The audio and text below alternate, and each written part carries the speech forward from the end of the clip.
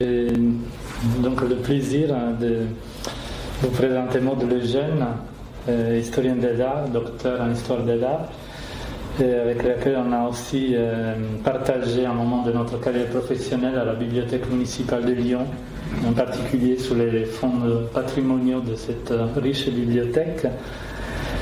Et pour un concours de circonstances, on se retrouve aujourd'hui à parler d'un ouvrage qu'elle a très bien étudié, parce qu'elle s'est intéressée en particulier au graveur qui a réalisé les illustrations de cet ouvrage, un graveur lyonnais du XVIe siècle qui était parmi les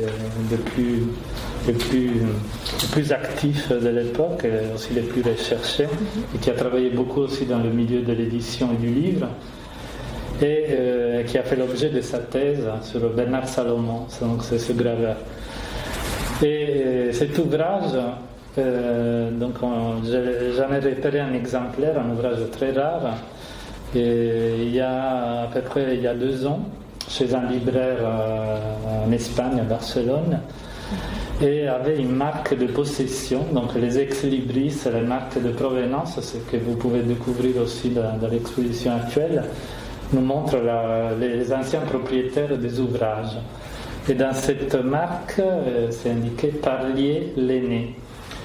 Et c'est en fait Jean Parlier, qui était l'ami et associé de Louis Médard dans le commerce des Indiennes, et qui était lui aussi bibliophile, en tant que Louis Médard avait une riche bibliothèque.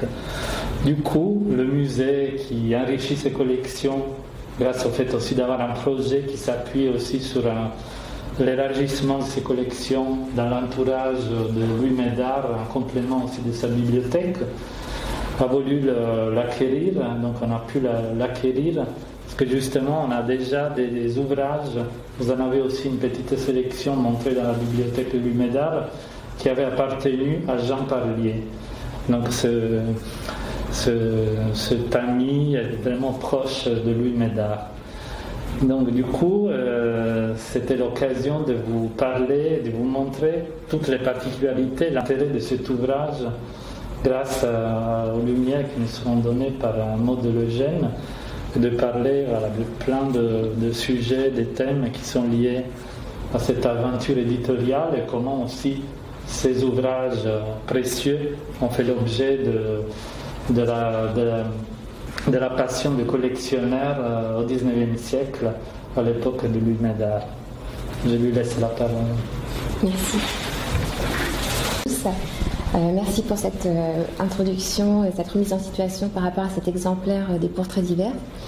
Et merci aussi pour toute cette organisation. Je tiens à féliciter les organisateurs pour l'organisation de cette soirée, et pour aussi la démarche scientifique par rapport à l'acquisition de ce document, qui est très en lien avec le fondateur, bienfaiteur aussi du fonds local du musée Louis Médard. Voilà. Alors du coup, oui, je suis Maud Lejeune, donc je suis historienne de l'art et du coup chercheuse associée à 2 laboratoires qui se situent à Lyon et aux environs de Lyon, qui sont l'IRIN et le Centre Gabriel Naudet, qui est spécialisé dans l'histoire des bibliothèques et du livre. Et effectivement, il y a déjà maintenant quelques années, j'avais consacré une étude à cette curieuse édition du XVIe siècle lyonnais qui s'intitule les portraits divers. Alors ce que je vous propose pour cette présentation, donc je l'ai organisée en fait en 3 parties. Dans un premier temps, je pensais faire une description assez sommaire de ce recueil, quelles en sont les parties constituantes, présenter aussi les concepteurs à l'origine de cette édition, c'est-à-dire l'imprimeur libraire et d'autre part l'artiste qui est intervenu pour l'invention de ces images. Dans une deuxième partie, donc, je resituerai tout ce qui fait l'originalité en fait de ce recueil, quels en sont les traits caractéristiques en fait quand il a été publié, quels questionnements il a soulevé. Et dans une dernière partie, dans un 3e point, je partagerai avec vous les observations que j'ai pu faire autour de l'exemplaire précisément qui a appartenu à Jean Parlier par rapport aux autres exemplaires dans le monde que j'ai pu examiner. Voilà. Alors du coup, j'attaque. Donc voici la page de titre du coup de cette édition, Portraits divers, une édition qui paraît, comme la bibliographique l'indique, à Lyon, chez Jean de Tourne, en 1557. Du coup, tout Seulement par rapport au titre, le terme de portrait divers, alors dans les années 1550, il ne s'entend pas au sens de portrait, représentation d'une personne, mais c'est un terme qui englobe de manière plus générale, en fait, la représentation des dessins, des modèles. Donc effectivement, dans ce recueil, on va trouver des images de portraits, comme ce double portrait en buste d'homme sur la droite, mais il va y avoir aussi d'autres images qui seront présentées dans ce petit livre d'art. Voilà, en fait, parmi les images que l'on va retrouver, c'est la diapo suivante, on va trouver des allégories, donc là, comme une allégorie de la renommée, il va y avoir des scènes rustiques, il y a des petites pièces qui sont consacrées à l'architecture urbaine, des petites pièces de théâtre, des triomphes de divinité, enfin voilà, un ensemble de plusieurs gravures, 62 gravures après la page de titre, puis un feuillet final blanc. En fait, c'est un petit livre, vous verrez, je crois qu'il sera présenté juste à la fin de la conférence. C'est un petit livre finalement qui fait 20 cm environ au dos. C'est un in-octavo selon le format ancien des livres, c'est-à-dire une feuille qui a été pliée pour obtenir un cahier de 8 feuillets. Donc un petit in-octavo de 8 cahiers, ce qui fait 8 x 8, 64 feuillets quand on a un exemplaire complet. Dans sa matérialité, donc ce recueil, en fait, il n'y a, après la page de titre, que des gravures qui sont présentées de cette manière.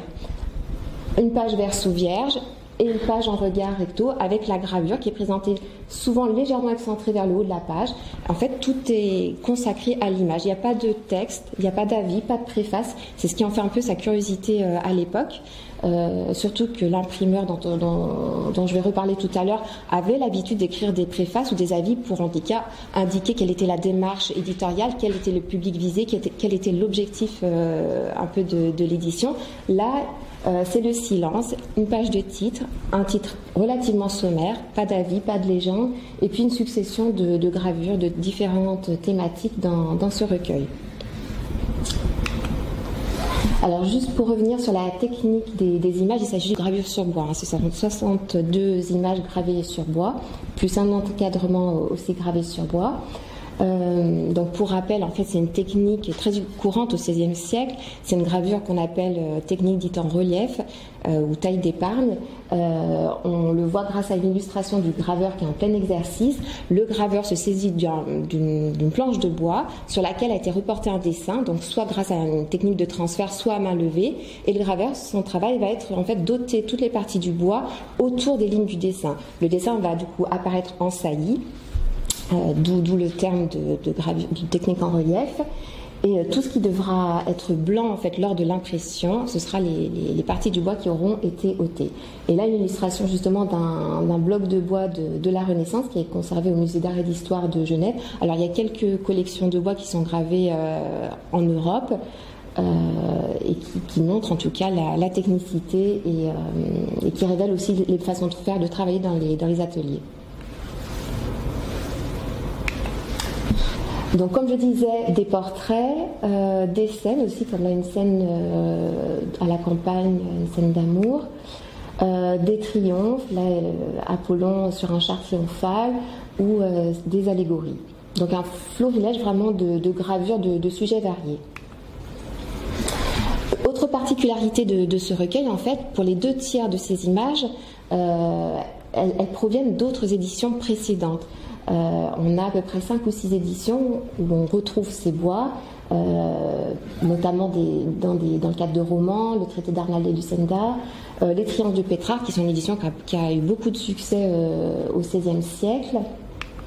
Et autre curiosité, en fait, pour un tiers des images, on les considère comme inédites, c'est-à-dire que pour le moment, malgré toutes les recherches qui ont été faites par les XVIistes ou les érudits qui se sont intéressés à la question, on n'a pas retrouvé ces bois dans d'autres éditions en dehors que dans les éditions des portraits divers, ce qui est assez curieux parce que à ce moment-là, c'est vrai qu'investir dans un jeu d'illustration, ça a un coût, en tout cas pour l'imprimeur libraire, et de les retrouver comme ça dans 2 éditions aussi spécifiques, ça questionne beaucoup. Surtout que dans le cas des scènes de théâtre, c'est une importante série de théâtre de 22 bois, donc quand même un certain investissement. On trouve aussi 2 chiens sur une terrasse qui sont représentés là, et 2 autres scènes de chasse qu'on pourra consulter dans l'exemplaire tout à l'heure.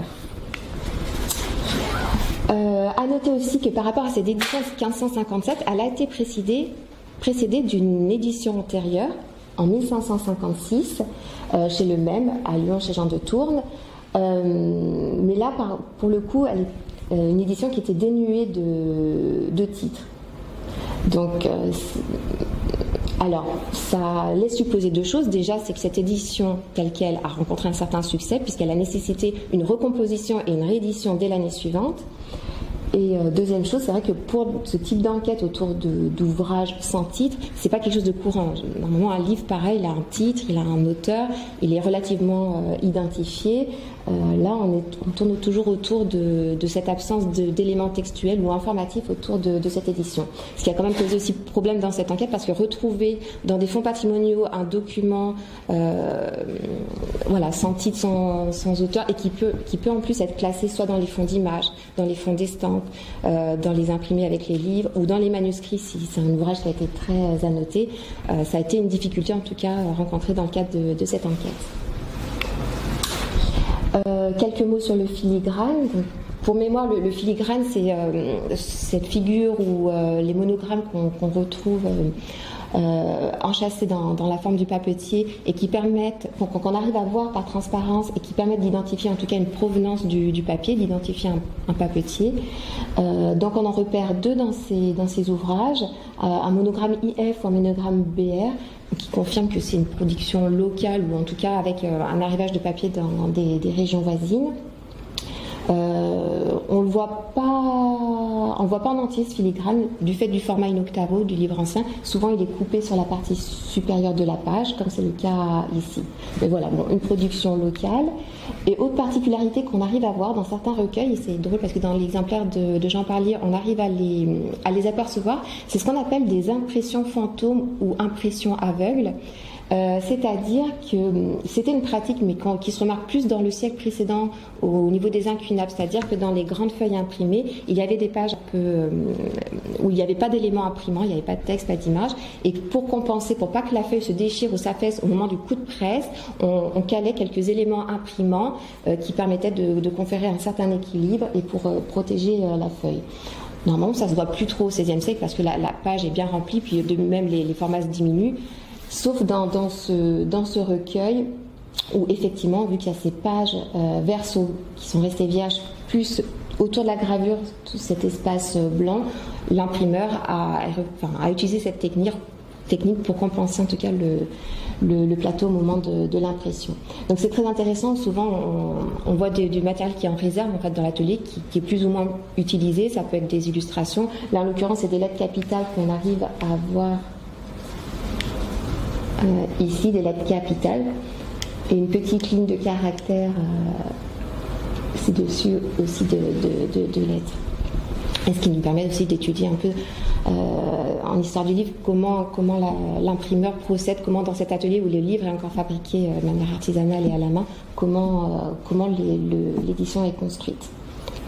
Alors c'est intéressant aussi de voir, je fais un aparté sur ces impressions fantômes, parce qu'on pouvait penser avec l'édition de 1556 ou 1557 qu'on était peut-être face à une émission, c'est-à-dire une édition rafraîchie pour laquelle on a simplement changé la page de titre, mais grâce à ces impressions fantômes, grâce à leur étude, on voit bien qu'il y a eu une recomposition et qu'on est bien en face à une édition 1556 et puis sans doute une demande et le besoin pour l'éditeur en tout cas de refaire une édition dès l'année suivante qui reprend, qui s'inspire de la précédente.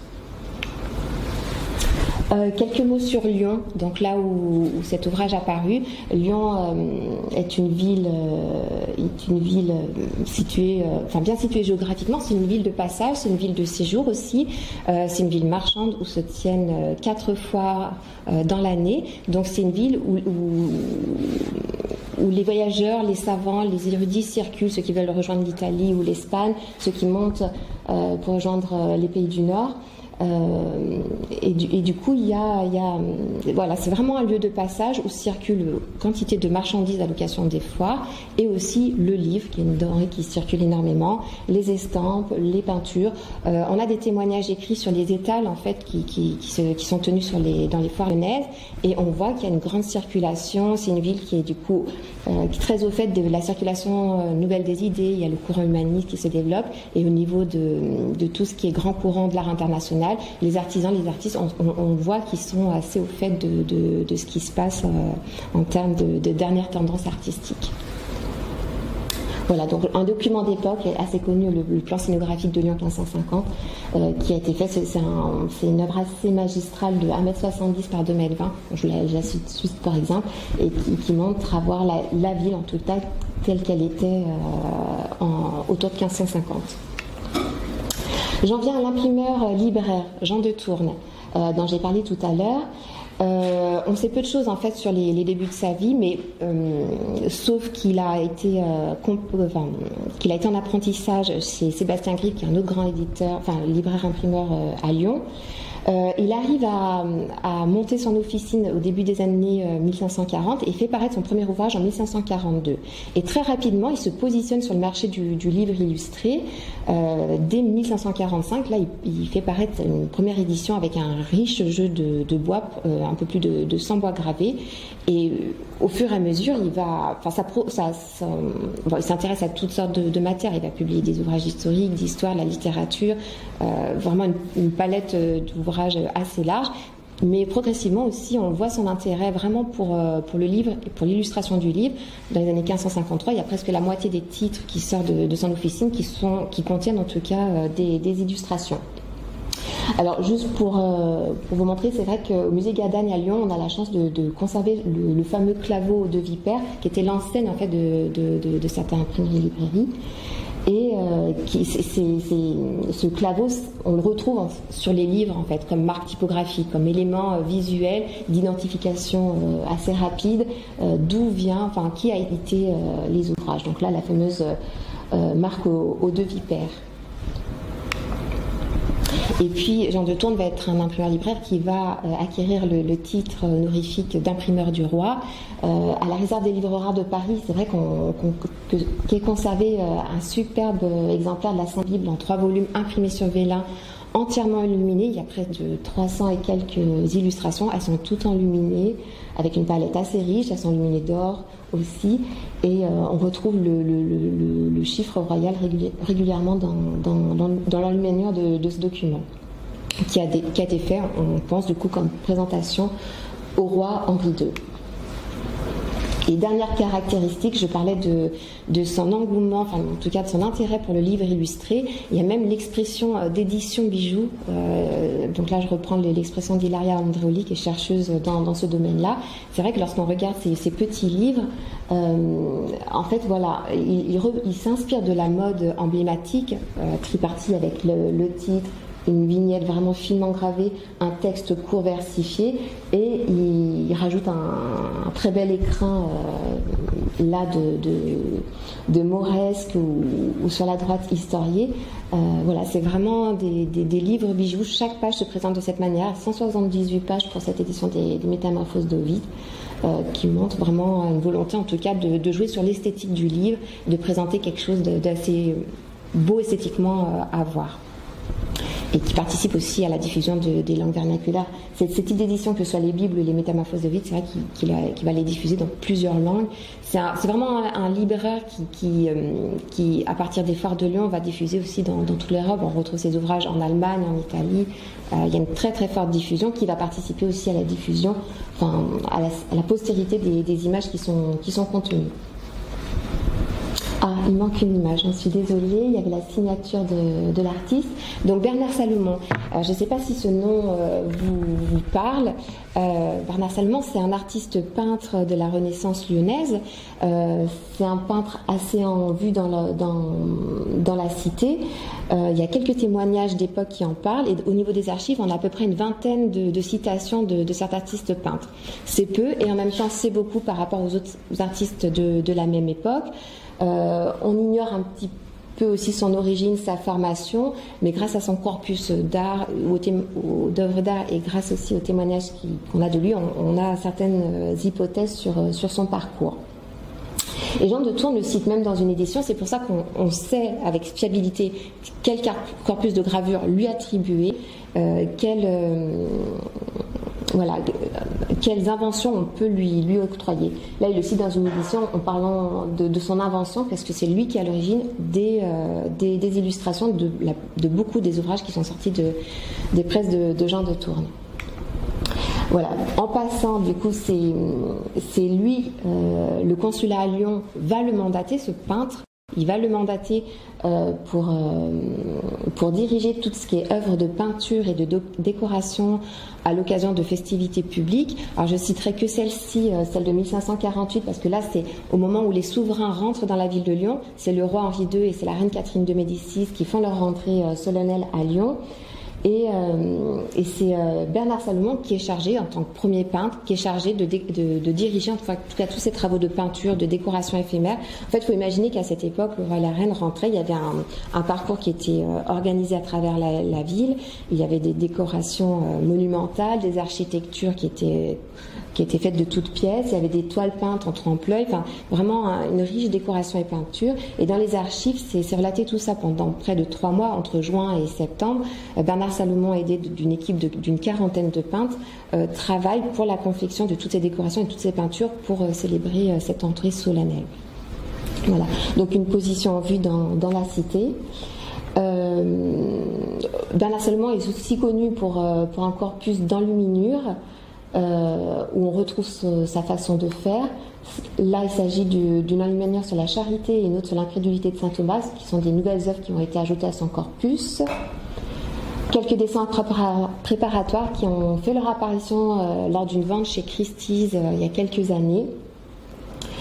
Voilà, au fur et à mesure des découvertes qui sont faites dans les fonds patrimoniaux ou grâce à l'opportunité de vente sur le marché de l'art, on arrive aussi à reconstituer son parcours et l'étendue de son corpus d'œuvres.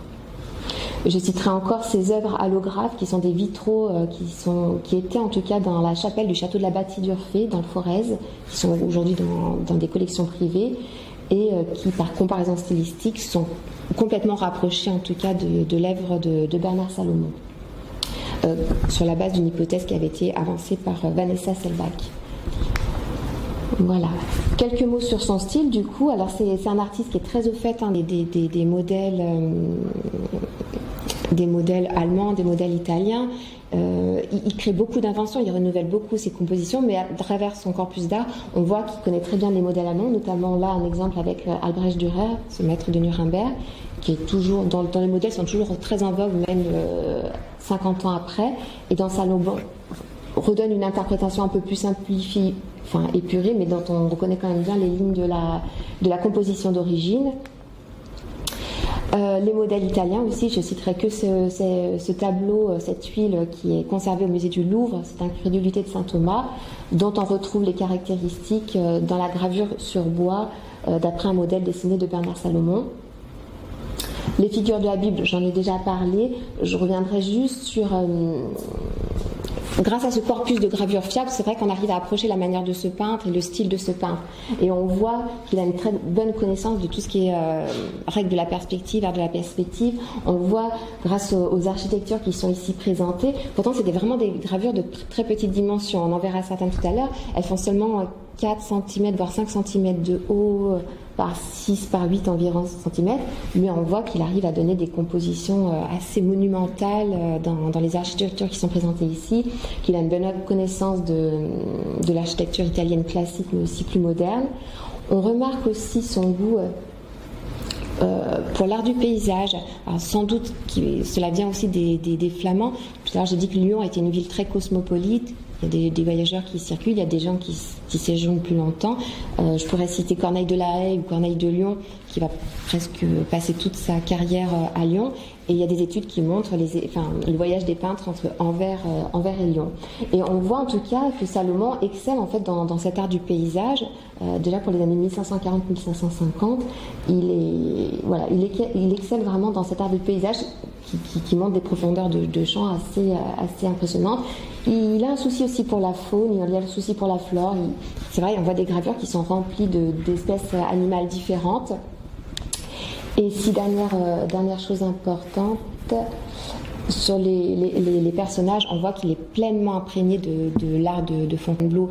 À ce moment-là, il y a le roi qui fait venir des artistes d'Italie sur le château de Fontainebleau, Rousseau, le Primatis, qui vont donner des naissances à un style, l'art de Fontainebleau, qui va vraiment se déployer dans le royaume. Et on voit à travers le canon très allongé de ces figures, la gestuelle très théâtrale, un peu tourmentée, l'art du contrapposto aussi qu'on voit dans la contorsion légère du buste. On voit que Salomon est imprégné de tous ces courants et qu'il arrive à réinvestir, renouveler dans ses propres compositions. Alors maintenant, j'en viens donc à la deuxième partie. Qu'est-ce qui fait l'originalité de cette édition? Quelles ont été les hypothèses autour de cet ouvrage? Alors la première hypothèse qui avait été formulée par rapport à cet ouvrage, c'était que c'était une sorte, alors je ne sais plus qui c'est qui l'avait formulé cette hypothèse, ah oui, c'était Adhémar, qu'il s'agissait en fait d'un prospectus commercial. En fait, le libraire imprimeur souhaitait donner à voir le stock de bois qu'il avait dans son officine. Donc comme j'ai dit, il y avait 2/3 des bois qui étaient déjà utilisés quelques années auparavant dans d'autres éditions, qui sont encore d'actualité parce que l'imprimeur libraire les réutilise. Et donc, ça pouvait, voilà, pour les auteurs, pour d'autres confrères libraires imprimeurs, c'était peut-être une manière de donner à voir le stock d'illustrations qui était disponible. Et effectivement, dans les pratiques du XVIe siècle, on voit que le matériel typographique se prête, il est mobile, on a des contrats de location, on voit qu'il peut être vendu, légué, il peut y avoir des systèmes de troc. Enfin, il peut y avoir une mobilité des bois. Donc, je citerai juste un exemple qui est assez connu, c'est la fameuse danse macabre du peintre Hans Holbein, qui a été gravée par Hans Lutzelberger et qui avait vu l'objet d'une commande à Lyon.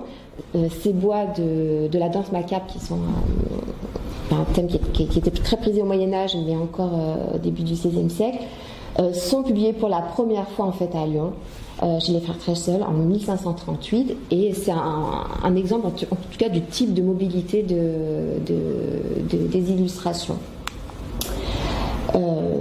Et surtout, c'est des illustrations, donc j'ai montré tout à l'heure une matrice, c'est des illustrations très résistantes, dans le sens où, quand on étudie les éditions lyonnaises, on voit pour certaines éditions, comme les emblèmes d'Assia, on voit une réutilisation assez serrée et renouvelée sur un laps de temps assez court. Là, juste à titre d'exemple, cette édition des emblèmes d'Assia, entre 1548 et 1588, elles ont été réutilisées pas moins à l'occasion de 30 éditions. Sachant que le tirage moyen d'un livre au XVIe siècle se situe entre 600 et 1000 tirages, donc vraiment une utilisation assez intensive des bois. Et donc là, c'est seulement pour les éditions de Guillaume Rouillet, mais après, elles poursuivent, j'ai envie de dire, leur vie dans d'autres éditions. Pour les bois pour certains bois lyonnais, des bibles notamment, il y a une réutilisation qui s'opère jusqu'au tout début du XIXe siècle. Pour certains des bois, il y a une histoire longue, c'est des choses qui ont été étudiées. Voilà, donc une grande résistance et cette mobilité intrinsèque de l'image, et quand c'est possible aussi, l'image a ce caractère qui est encore possible au XVIe siècle, d'image un peu passe-partout et qui peut être employée sur aussi d'autres sujets que celui de la commande initiale. Voilà, du coup, un exemple d'une matrice gravée sur bois. Surtout aussi que les bois lyonnais pouvaient être très prisés. Il y a une haute technicité qui s'est développée dans la communauté de graveurs à Lyon. Il y a une communauté de quartier qui date du siècle précédent, donc de graveurs de cartes à jouer. Et donc, il y a un savoir-faire. Les matrices en bois qui sont utilisées sont choisies parmi les essences les plus résistantes, du coup, c'est souvent des essences fruitières ou du buis. Et malgré tout, si vous regardez bien l'image qui est rendue, on ne voit pas du tout que l'outil du graveur, enfin souvent des canifs ou des gouges, on ne ressent pas du tout une contrainte dans la taille du bois. Quand on regarde l'impression, le rendu, on a plutôt l'impression d'avoir des lignes du dessin plutôt fluides. On ne voit pas du tout que l'outil a été contraint. Il n'y a pas du tout cette rigidité du trait comme on peut voir dans d'autres gravures antérieures ou de la même époque. La deuxième hypothèse concernant ces recueils des portraits divers, c'est le goût en fait qui se développe pour les stampes, pour les gravures. C'est vrai qu'il y a des collections, je citerai juste l'Escorial avec le roi Philippe II et l'autre, par exemple, au Schloss Ambras, qui réunissent des milliers d'estampes qui sont soigneusement rangées, classées dans des estampes aux feuilles, mais aussi des petites suites de gravures qui font partie de ces collections. Et même, sans parler de ces collections princières, au niveau des amateurs, des collectionneurs, enfin des amoureux du livre ou de l'image, on décèle ces pratiques en tout cas d'appropriation, enfin ce goût en tout cas qui se développe pour l'image. Alors à l'échelle des portraits divers, dans les exemplaires que j'ai pu recenser, on voit ce qu'on appelle des exemplaires truffés, c'est-à-dire qui ont été enrichis d'autres images. Donc à la base, on a quand même un lot d'images assez important, plus d'une 60aine d'images, et on voit que le collectionneur a continué un petit peu sa petite collection d'images et a rajouté, alors pour l'un des exemplaires qui se trouve à Paris, c'est toute une suite des héroïnes d'Ovide, ou d'autres allégories qui viennent compléter celles existantes. D'autres aussi ont voulu agrémenter les recueils de petits poèmes. Là, un exemple d'un recueil qui se trouve en Écosse, où le possesseur a rajouté des poèmes, il s'est inspiré des gravures et a rajouté des poèmes. Donc là, c'est une illustration avec Mercure et un poème. Alors là, il y a une inversion entre Mercure et Apollon, mais les deux gravures ont des poèmes, l'un sur ce Phébus et l'autre sur Mercure. Donc voilà, donc une hypothèse tout à fait entendable, enfin tout à fait plausible par rapport aux usages de l'époque. Une troisième hypothèse qui a été formulée, cette fois par Audin, il s'agit des livres des amis. Alors je ne sais pas si vous avez entendu parler des livres des amis, c'était une pratique déjà en cours au Moyen-Âge qui prend un certain essor au XVIe siècle, à la Renaissance. Souvent, dans la plupart des cas en tout cas, on voit des étudiants ou en tout cas des professeurs ou des savants qui voyagent dans différentes villes recueillir dans un ouvrage des mots des personnes qu'ils ont rencontrées. Voilà, ils recueillent un mot d'amitié dans ces recueils. Donc souvent on a une inscription qui est datée, qui est signée et ça peut être accompagné d'une devise, d'un dessin, enfin d'un mot en tout cas de la personne rencontrée. Donc on a beaucoup de cas de jeunes étudiants. Donc là j'ai juste donné à voir un album Amicorum qui est conservé à Lyon d'un étudiant, Johannes Machilus, qui s'est représenté dans son album Amicorum à l'âge de 18 ans, comme c'est indiqué sur l'inscription qui est ici. Et souvent, donc pour constituer en fait ces livres des amis, on prend une image, une édition illustrée. Grâce aux études, on a vu que c'était souvent les emblèmes d'Alsace qui étaient très utilisés pour ce type de pratique, en tout cas dans la seconde moitié du XVIe siècle. Et on met des feuillets blancs interfoliés dans l'édition qui vont pouvoir en tout cas accueillir toutes les contributions, tous les mots d'amitié. Donc il y a des pages qui peuvent être très fournies, comme là c'est le cas ici, ou d'autres qui auront simplement mis une recommandation, une dédicace plus courte. Et là du coup on a un recueil qui a été rehaussé de couleurs, qui a été très enrichi de mots. Et du coup donc c'est vrai que les portraits divers pouvaient être aussi un support à ce type de pratique des livres des amis. Ce qui conforte un peu cette hypothèse, c'est que Jean de Tourne est le premier libraire imprimeur à vraiment éditer un livre pour cette mode.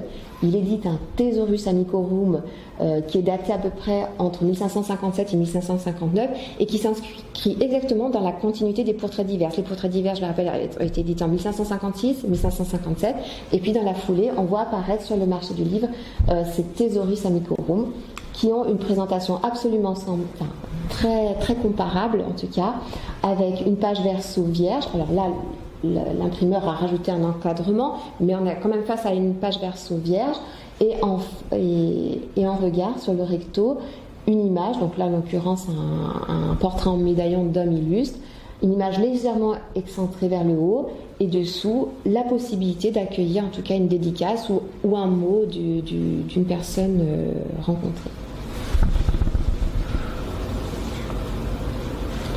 La dernière hypothèse, et c'est celle qui rencontre, en tout cas dans les exemplaires examinés, c'est celle qui remporte le plus de suffrages, si je puis dire, c'est celle de l'utilisation comme recueil de modèles, recueil de dessins.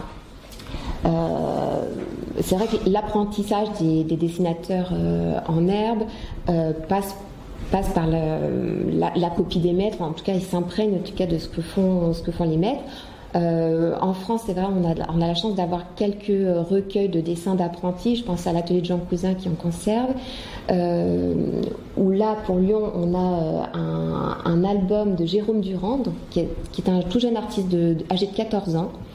Et on voit, grâce à son cahier d'exercice, ou en tout cas de dessin, à partir de quel modèle il s'exerce. Donc c'est très intéressant à voir. Donc là, j'ai mis, pour exemple, un dessin d'après une estampe d'Albrecht Dürer, qui est encore en vogue dans les années 1560-1570. Et ce jeune homme est assez fier, en tout cas, de son dessin, parce qu'il va rajouter une inscription, voilà, au bas de la feuille. Moi, Jérôme Durand, j'ai pour trait cette pièce, un 21 de décembre 1569. Donc là, on retrouve le terme de portrait dont j'avais parlé tout à l'heure, le terme de dessin, le terme de modèle, le fait de dessiner trait pour trait un modèle. On retrouve bien évidemment, il est de Lyon, il s'inspire aussi de Bernard Salomon. Dans son cahier, on voit certaines représentations, enfin des allégories de la force et de la tempérance qui sont pleinement dans le style de Bernard Salomon. Et donc, tout naturellement, on voit très bien que les portraits divers pouvaient totalement se prêter à ce type d'usage. Quelques exemples qui l'attestent. Là, c'est un des exemplaires qui est conservé à Paris au cabinet des estampes et qui montre justement des essais à la plume qui reproduisent les gravures qui sont données à voir, ou le dessin du lévrier à la craie noire sur la gauche. Après, il faut aussi savoir que Bernard Salomon a une certaine postérité dans la ville. Il y a des homologues illustrateurs qui s'inspirent grandement de Salomon. Je citerai juste Pierre Escriche qui réalise vraiment des copies quasiment conformes, alors sauf qu'elles sont dans un sens de lecture inversé. Là, c'est la tour de Babel, mais pour certaines séries de gravures, c'est presque de copies conformes, et d'autres inspirations un peu plus éloignées jusqu'au XVIIe siècle. Là, en Allemagne, on a Virgil Solis ou Jost Amann à titre d'exemple, mais je peux en citer d'autres exemples qui s'inspirent grandement des modèles de Salomon. Alors là, je m'excuse, il manque l'image. Il y avait une très belle majolique de Yael Tuan-Cizera, une majolique qui est conservée à Saint-Pétersbourg. Et en fait, alors est-ce que j'en ai une autre après? Non, c'est dommage. C'est pas le PDF, c'est le... Ouais. Bon, tant pis. Tant pis. Le PDF. Comment je reviens en arrière? Ah mince, je me trompe. Tant pis, non. Bon, je pourrais les donner à voir à la fin de la conférence si ça m'intéresse. En fait, il y avait une très belle majolique en couleur qui pouvait montrer en fait le type d'appropriation, en tout cas à partir de ces gravures qui se voient en noir et blanc, qui sont vraiment de l'art miniature, hein, c'est quelques centimètres comme je disais. On voit que les artistes s'en approprient et les renouvellent. Bon, ça se voit aussi au niveau de certaines pièces d'armurerie. Bon, il y avait un très beau pommeau d'épée, je vous le donnerai à voir tout à l'heure. Voilà, au niveau de l'orfèvrerie, on voit des bijoux aussi qui s'inspirent des compositions de Salomon. Donc, juste à titre d'exemple, un bijou qui est conservé dans la basilique de Santa Barbara à Mantoue. Et là, on voit l'imbrication de 2 scènes de Salomon qui sont imbriquées dans ce bijou. Il n'y a pas de doute sur la filiation du modèle. Parfois, c'est un peu compliqué parce que de modèle en modèle, on ne sait plus quelle est la source exactement. Mais c'est vrai que les modèles de Salomon montrent énormément de détails qui fait qu'on est quasiment assuré de la source. Quand on fait les comparaisons, on retrouve la gestuelle assez précisément, des éléments d'architecture ou en tout cas certains éléments qui font qu'on n'a pas de doute sur le modèle choisi. Là, des exemples de plaquettes en Allemagne. En fait, c'est vrai qu'on retrouve des modèles de Bernard Salomon sur toutes sortes d'objets chez les particuliers. Là, c'est un coffret brodé qui est conservé à Écouen, au château de la Renaissance, au musée de la Renaissance, pardon. Là, c'est une pièce de mobilier où toutes les plaques, c'est des plaques de cuivre qui sont peintes le modèle vient des gravures de Bernard Salomon. Et là, j'ai mis aussi cet exemple-là parce qu'il est assez intéressant. C'est un petit coffret qui est conservé dans une collection privée. Et là, au-delà de la vignette qui est inspirante, c'est carrément la page de titre. Vous vous souvenez l'image des éditions Bijoux que j'avais montré tout à l'heure. Là, on retrouve tout l'encadrement gravé, le titre, la gravure et le texte versifié. Donc là, on peut sans le moindre doute, on peut dire de quelle édition même l'artiste s'est inspiré pour graver ces plaques d'ivoire qui sont dans ce coffret. Voilà. Après, je pourrais citer beaucoup d'exemples, mais c'est vrai que les gravures de Bernard Salomon ont été beaucoup utilisées par les artisans, par les artistes comme modèle, et les portraits divers se prêtent complètement à cet usage. Alors, j'ai parlé d'objets plus intimes, la majolique, les coffrets, mais même dans des choses de plus grande dimension, plus monumentales, on retrouve aussi ce transfert de modèles. Donc là, à titre d'exemple, c'est un ensemble de boiseries peintes réaménagées sous forme de studiolo au XVIIe siècle qui se trouve à Lyon. Et pour partie, en fait, pour certaines compositions, on voit la filiation avec les modèles de Bernard Salomon. Il y a aussi les pavements de Maceo Abakan. Il y a eu une exposition il y a quelques années à Écouen où sur ces pavements en céramique, on arrive à identifier des scènes de cet artiste. On retrouve aussi sur des frises dans des églises ou alors chez des particuliers. Là, c'est un château à Charles-Centrat dans l'Allier. Et c'est assez étonnant de voir ces petites gravures toujours en noir et blanc qui sont reproduites, qui sont magnifiées en couleur. Et de beaucoup plus grandes dimensions. Voilà, donc là c'était assez intéressant parce qu'il y a une personne qui avait étudié, j'ai oublié son nom, enfin, il y a une étude qui a été faite en tout cas sur les châteaux et maisons fortes dans l'Allier. Et du coup, elle était arrivée à la conclusion que ces peintres itinérants qui faisaient des peintures murales chez les particuliers avaient dans leur bagage, en fait, tout simplement, des livres de modèles, un peu comme les portraits divers, et on retrouve du coup les modèles reportés sur plusieurs châteaux dans ces périmètres-là. Donc en fait c'est un exemplaire qui a été relié au XIXe siècle. C'est pas du coup un exemplaire qu'on peut en voir dans d'autres collections avec une couverture d'époque. Là il a été à nouveau relié. Il est dans un demi-veau avec un dos lisse. Le relieur a même rajouté une pièce de titre portrait divers en enlevant le U. Sur des PA qui ont été rajoutés, cartonnés. On retrouve sur le contreplat à l'intérieur l'ex-libris, donc l'ex-libris qui permet de s'assurer de la provenance en tout cas de l'ouvrage.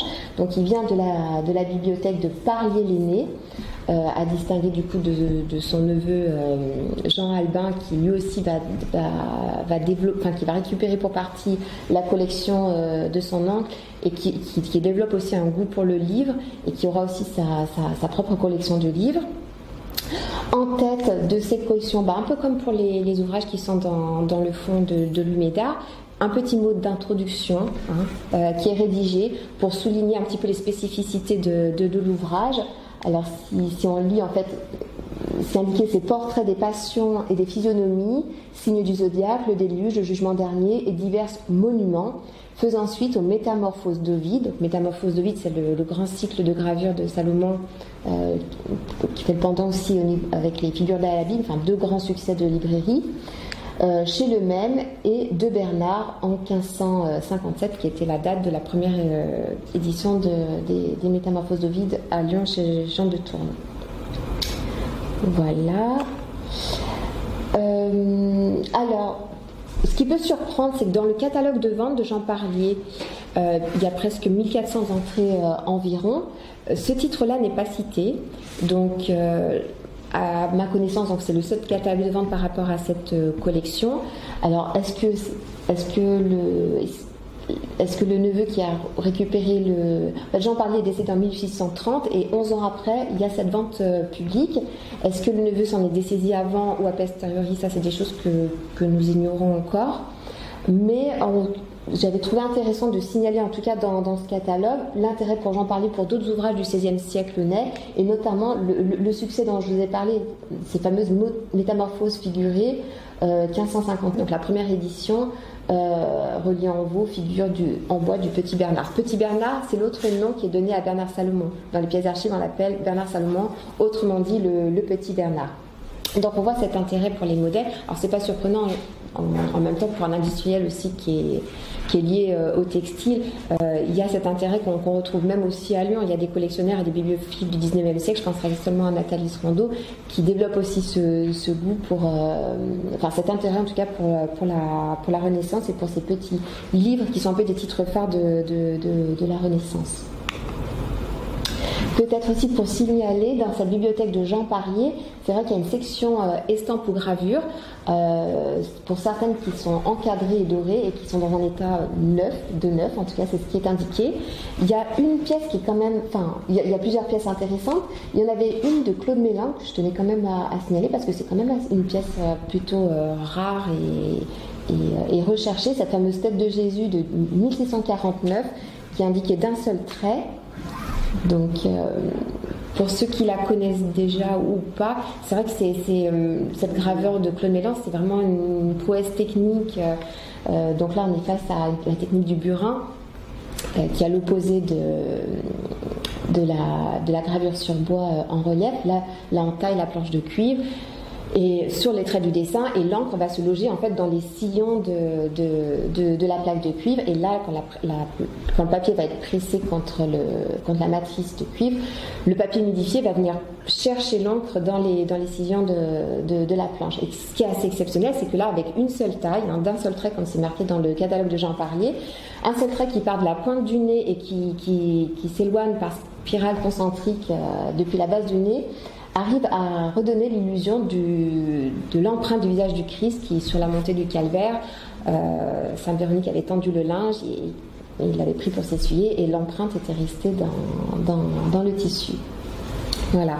Donc c'est une œuvre assez exceptionnelle qui était conservée dans la collection de Jean Parlier. Alors, ce qu'on peut dire d'autre sur l'exemplaire de Jean Parlier, alors il n'y a pas de dessin à la plume, il n'y a pas de dessin, il n'y a pas d'éléments qui permettraient, on peut sortir de la pâte truffée, mais on peut noter quelques lacunes. Enfin, à certains endroits, alors elles sont mineures, hein, il n'y en a pas, j'en ai vu 2 pour tout. Des lacunes, en tout cas, on a coupé le papier à des endroits. Alors, est-ce que c'était pour faire disparaître une ancienne marque d'appartenance ? C'est possible. Ce que j'ai noté aussi, ce qui m'a interpellée, c'est que lorsqu'on examine l'exemplaire, bon, on voit que c'est un exemplaire, on le retrouve dans son jus, en fait, tel qu'il était sorti à la Renaissance, avec vraiment comme il devait se présenter à l'époque. Ce qui interpelle un petit peu, c'est qu'il y a différentes qualités de papier. En tout cas, on peut trouver qu'il y a différentes qualités de papier. Alors, c'est pas surprenant parce que pour la même édition, on peut recourir quand même à plusieurs rames de papier différentes. Mais là, pour le coup, c'est vrai que ça m'a interpellée parce qu'il y a vraiment certaines parties, des cahiers très bien conservés, qui ont une très belle tenue, comme c'est le cas ici. D'autres où c'est prononcé, on a ces sortes de mouillures ou de salissures qui longent le bord droit de l'exemplaire. Alors c'est assez fréquent, ou même dans le coin inférieur bas, c'est assez fréquent quand les ouvrages ou les recueils ont été utilisés dans les ateliers. C'est-à-dire c'est le coin où on tournait les feuilles, on feuilletait, et souvent ces coins à l'angle bas montrent en tout cas cette utilisation dans les ateliers. Et puis enfin, c'est vrai que l'ouvrage était présenté non grenier parce qu'effectivement il y a des feuilles qui apparaissent beaucoup plus courtes, 1 à 2 cm plus courtes que le reste des cahiers. Vous voyez ici, on voit la délimitation. Et on voit que ces cahiers, alors sont pas très nombreux, hein. Je vais compter 10 feuillets, un cahier presque entier plus 2 feuillets. Qui ont beaucoup plus de rousseur, qui n'ont pas été lavés, qui n'ont pas été blanchis et qui présentent beaucoup plus de rousseur avec un papier quand même beaucoup plus épais. On pourra regarder peut-être tout à l'heure plus précisément. Du coup, je me suis posé la question de savoir si... Et en plus, une dernière curiosité par rapport à l'exemplaire Parlier, c'est qu'il y a 2 gravures supplémentaires du blanc. L'exemplaire Parlier est le seul à avoir des gravures du blanc. C'est vrai qu'il y a d'autres exemplaires avec des gravures supplémentaires, mais il s'agit toujours d'autres gravures. Là, il s'agit donc de gravures qu'on voit en double.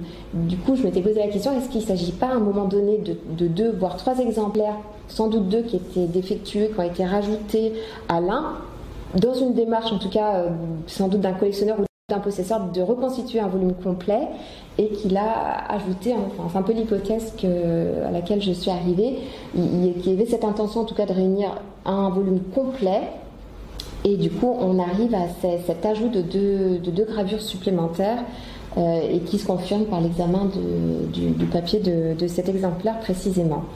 En même temps, j'ai envie de dire que tous les exemplaires des portraits divers sont, enfin ceux que j'ai étudiés, ils sont tous presque uniques en fait. Vu les utilisations qui ont été faites, chacun est différent de l'autre. Voilà. Alors oui, je voulais juste rappeler une exposition qui a eu lieu à Lunel il y a peu de temps autour de l'œuvre de Jean Hugo. Ce qui était intéressant de noter, c'est vrai qu'au XIXe siècle, il y a ce regain d'intérêt pour la Renaissance, il y a des bibliophiles, il y a des collectionneurs qui vont collectionner des ouvrages de la Renaissance et qui vont s'intéresser à ce type d'édition. Et au niveau des libraires ou des éditeurs, c'est vrai qu'il y a des commandes qui revisitent en tout cas des œuvres de la Renaissance. On le voit pour les figures de la Bible qui seront rééditées début XXe siècle. Certains ouvrages de Jean de Tourne ont été réédités et revisités aussi à l'aide d'artistes. Et là, c'est le cas d'une édition lyonnaise, encore chez Jean de Tourne, La Seule Sait, de Maurice Sèvres. Et ce qui est intéressant, c'est que l'une des gravures,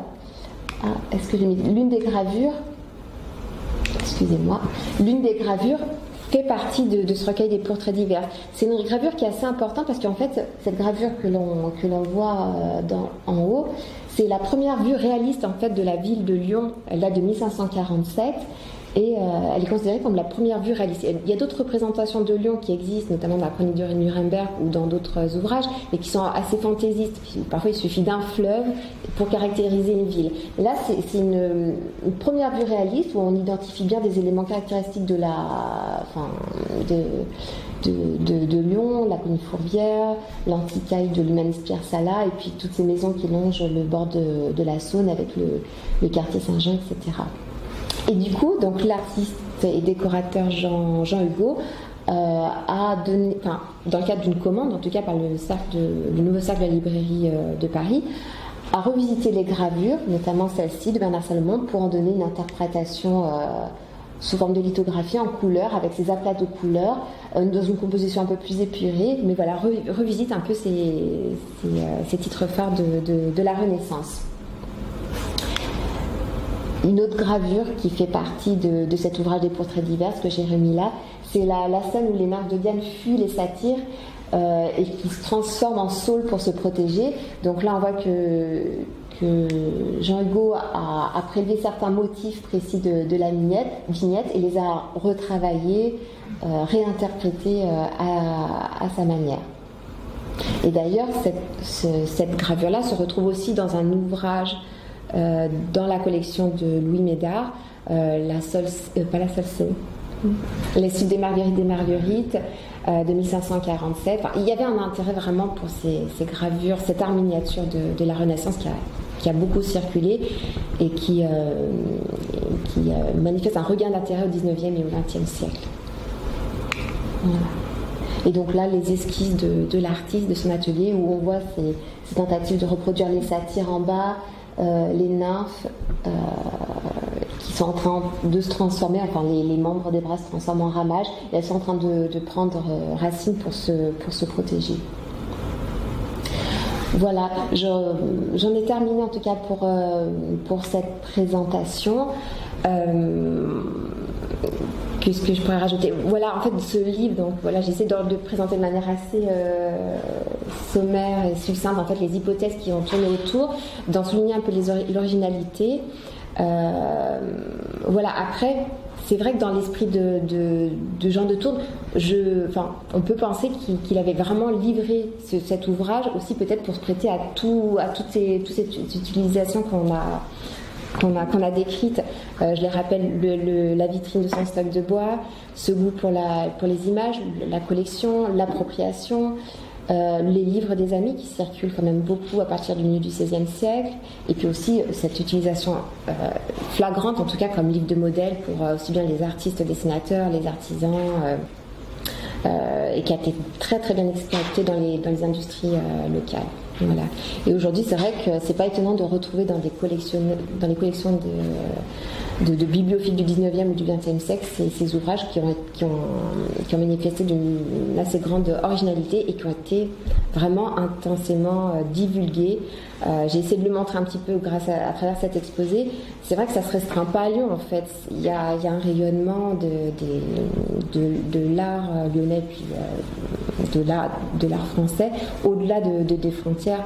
Les modèles que je vous ai présentés, on les retrouve en Allemagne, on les retrouve en Espagne, on les retrouve en Italie, et c'est assez intéressant de noter ce que le livre et le réseau tentaculaire avec les marchands libraires, les imprimeurs libraires permettent de diffuser en tout cas les idées nouvelles d'une manière, mais aussi les modèles nouveaux, la facilité et la réappropriation qui est faite autour de ces illustrations.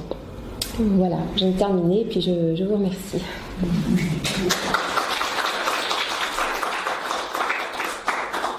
Il a donné des modèles pour l'orfèvrerie, pour les bijoux qui étaient offerts au roi et à la reine. En fait, du coup, c'est une panoplie, une multifacette de ces activités de peintre. Parce qu'aujourd'hui, on verra sans doute beaucoup moins spécialisation. C'est la reliure de l'origine, ça? Non. Regarde du 19e siècle. Ah, d'accord. En plus, j'ai pas rajouté. Du coup, il y a le portrait, c'est vrai, en tête. Ils ont mis portrait divers. Et en plus, ce qui est assez drôle dans cet ouvrage, c'est qu'ils ont relayé tous les portraits en début pour donner un peu une cohérence au titre. Normalement, dans la plupart des exemplaires, alors c'est vrai qu'il n'y a pas de connotation, il n'y a pas de papillonisation, donc c'est compliqué pour le relieur. Mais là, ils ont mis tous les portraits en début du livre. Et tous les voix inédits qui ont d'habitude apparaissent en début sont relayés tout à la fin. Donc il a recomposé un petit peu selon un ordre qui semblait cohérent. Donc c'est assez intéressant comme démarche. Au-delà de reconstituer un exemplaire complet, ce qui est un peu l'hypothèse, il y a aussi cette volonté d'ordonner bien comme il faut par suite les images. Et les portraits, c'était un ouvrage de physionomie. Oui, alors c'était pour illustrer un petit peu certains caractères, le nez, le menton, etc., mais aussi pour examiner les tempéraments des gens qui crient, des gens qui s'énervent. Voilà, c'était aussi pour illustrer les tempéraments. Ça avait été publié pour illustrer un ouvrage. Oui, alors c'est bon, on les voit dès 1549, mais en fait ils vont être utilisés en tout cas chez Jean de Tourne, jusqu'en 1580-83. C'est vrai que c'est des beaux-bois réemployés, mais ils sont toujours d'actualité. Ils sont pas passés de mode ou quoi que ce soit, ils sont toujours utilisés. Et même de père en fils, les imprimeurs, et le fils va continuer. Le fond d'atelier va être transmis. Et les petits-fils vont les utiliser. C'est assez étonnant la longévité de ces voix. Et la Bible surtout. Les illustrations de la Bible ont été réutilisées. Jusqu'au début du 19e siècle, on voit des éditions en Bretagne qui les reprennent en 1802. Alors il y a quelques brisures, comme on disait, mais la qualité de la gravure est quand même bien résisté au temps et aux multiples éditions qui en ont été faites.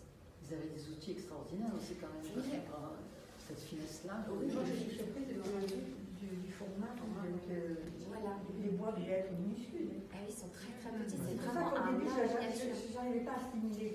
Comment se fait-il? C'est vraiment Je m'attendais pas de l'art miniature. Voilà, c'était la miniature.